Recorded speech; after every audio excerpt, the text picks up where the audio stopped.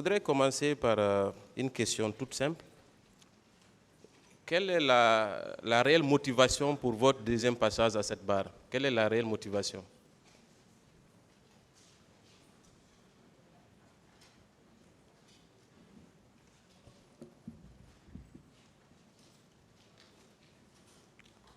Vous dites? Pour quelle raison vous avez décidé de revenir à la barre, concrètement et de façon succincte, s'il vous plaît?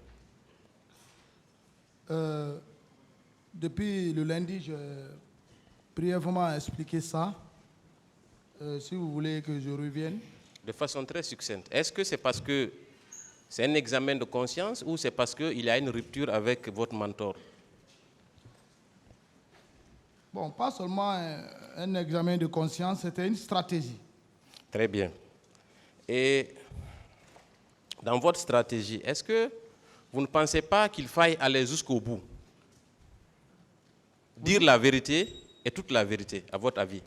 Mon silence est dû à plusieurs causes. Très bien. La première des causes, je fus arrêté pas pour le 28 septembre. Monsieur Marcel, est-ce que c'est parce que vous aviez peur que vous avez tenu la première version que vous avez tenue ici? Non, pas ça. Et quel était alors l'objectif? Puisque vous n'aviez pas peur. Vous savez, vous avez posé une question, vous voulez que je vous réponde à votre manière ou à ce que je consens. Donc vous devez me laisser parler. Je dis que c'est à plusieurs causes. Et quand on dit plusieurs, ce n'est pas un. Donc, je fus arrêté. À la gendarmerie, je ne pouvais pas parler. On dit que c'est le terrain qui commande le combattant. Vu la statistique, les menaces que j'avais, si je essayais de dire ce que je suis en train de dire aujourd'hui, Marcel n'allait pas exister. Donc, c'est parce que vous craignez pour votre sécurité? Oui, j'allais mourir. Très bien. Et au moment de votre arrestation, est-ce que le capitaine Dadis était toujours au pouvoir? Il n'était pas au pouvoir, mais il avait les proches au pouvoir. Notamment qui? Donc, il y avait le colonel Tegboro qui était... Est-ce que vous considérez que dire la vérité était risqué par rapport au fait que le colonel Tegboro occupait des postes de responsabilité au moment des faits? Bon, pas seulement le colonel Tegboro, mais ça, vous savez, c'est au sein de l'armée. Je ne vais pas rentrer dans les détails là. Très bien. Et aujourd'hui, vous vous sentez en sécurité? Depuis quand vous vous êtes senti en sécurité? Je me suis senti en sécurité lorsqu'on a fait au moins 5 à 6 mois du procès. 5 à 6 mois? Oui. Pendant tout ce temps, vous ne vous sentiez pas en sécurité? J'avais confiance en personne. Très bien. Est-ce que pendant cette période, vous aviez conclu un pacte avec le capitaine Dadis avant l'ouverture de ce procès? Quel pacte? Quelle sorte de pacte, ça vous voulez dire? Ça, c'est le pacte que nous avons tissé, c'était pour qu'il soit au pouvoir et le sécuriser partout où il est. Est-ce que votre première version n'était pas due au fait que vous vouliez protéger le capitaine Dadis? Non, pas pour le protéger, mais le laisser prendre, décider et assumer ce qu'il a fait. C'est ce qui m'a choqué. Il n'a pas été à la hauteur. Il n'a pas été à la hauteur. Ah, ça, il faut le dire. Donc, depuis le début, vous saviez pertinemment qu'il avait commis des infractions au stade, n'est-ce pas? Il avait fait commettre des infractions au stade. C'est ce que je suis en train de relater maintenant. Très bien. Merci.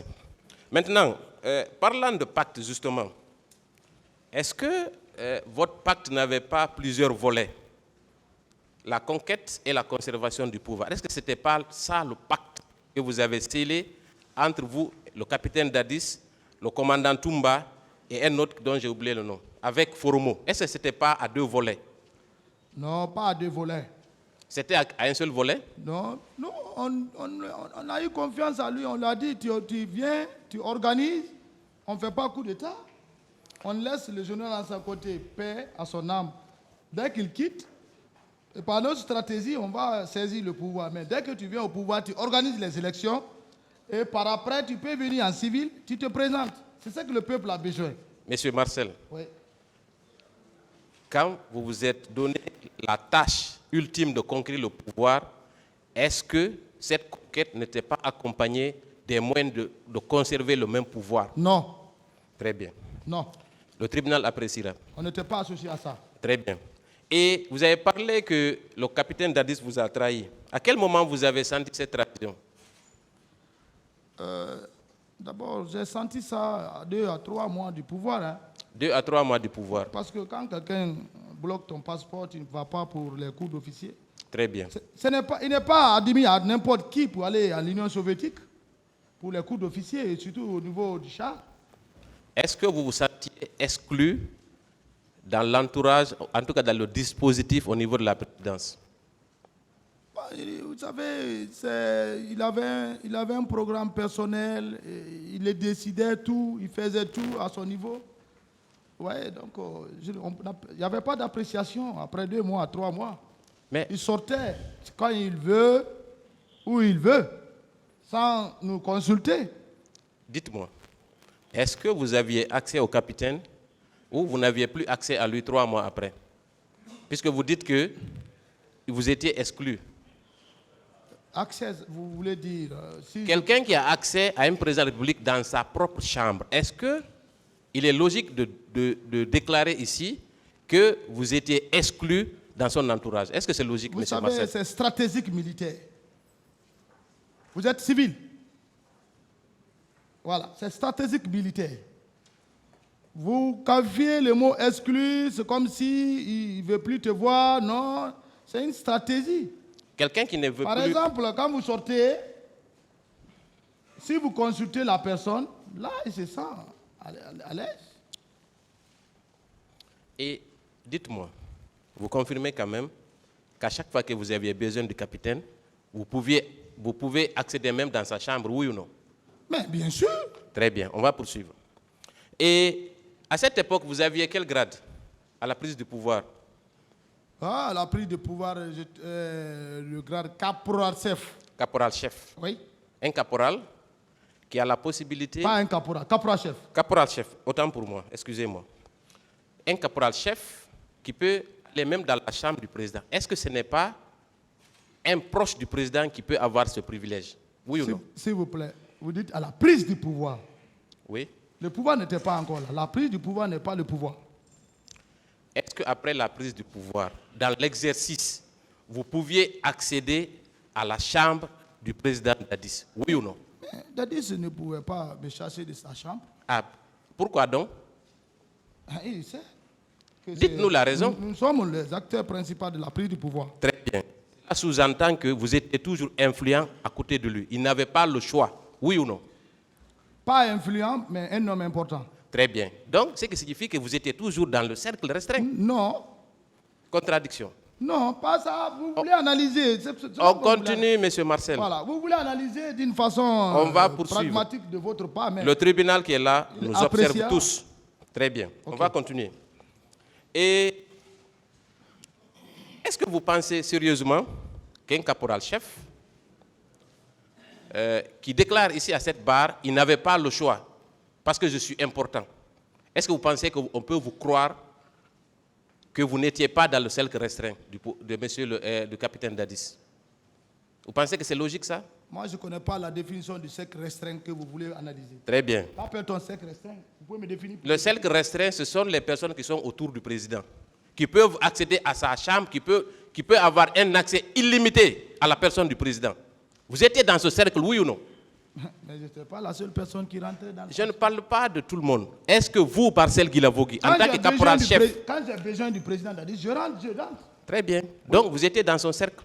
Non, pas le cercle restreint. Parce que le cercle restreint... Ah, dans son cercle? Hein? Dans son cercle. Nous étions de la présidence. Très bien. Et vous êtes resté à la présidence jusqu'à votre arrestation, oui ou non? On ne m'a pas arrêté à la présidence. Vous êtes resté en fonction à la présidence jusqu'au départ du président Dadis, oui ou non? Vous n'êtes pas resté à la présidence jusqu'au 3 décembre, M. Marcel? Bien sûr. Très bien. Donc, vous étiez dans son cercle. Vous ne pouvez pas nier ça. Non, mais quand vous dites cercle, non, je n'étais pas dans le cercle. Parce on va continuer. Il sortait sans nous informer. Très bien, on va continuer. C'est ça le cercle. Ok. Il a toujours été dit, et cela peut se confirmer par plusieurs déclarations, que vous étiez un homme très influent, n'est-ce pas, au sein de la présidence. Oui ou non, au moment des faits? Quel fait? Avant pendant la commission des en septembre 2009, est-ce que vous n'étiez pas toujours un homme influent aux côtés du président Dadis? Moi, je n'étais pas un homme. J'étais subordonné.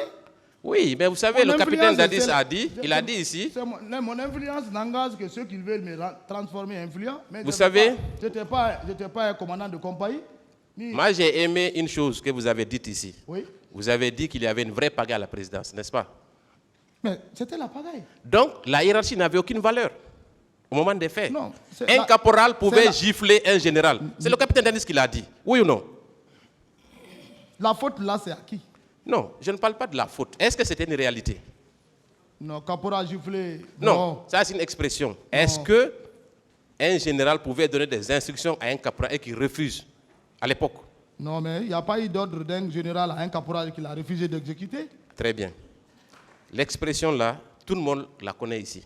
Vous-même, vous avez dit qu'il y avait la pagaille. Donc, la hiérarchie dont vous parlez n'avait pas cours à la présidence.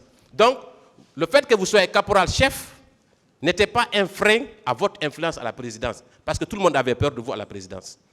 Ça, c'est reconnu. Non. Très bien. Non. Est-ce que vous étiez... vous aviez un équipage au moment des faits, en 2009. Toumba a parlé d'un équipage ici. Que vous aviez un pick-up avec des hommes. Est-ce que vous étiez tous accompagnés d'hommes quand vous sortiez, par exemple? Non. Moi, je n'étais pas commandant de compagnie ni chef de section. Et vous avez dit ici hier, attendez, d'abord, vous aviez quel type de voiture quand vous étiez à la présidence? Ouais, ma première voiture a fait l'accident à Koya. Vous n'aviez pas 36, un autre véhicule? Après, j'ai reçu une voiture qu'on appelle Parfinger. C'est ce que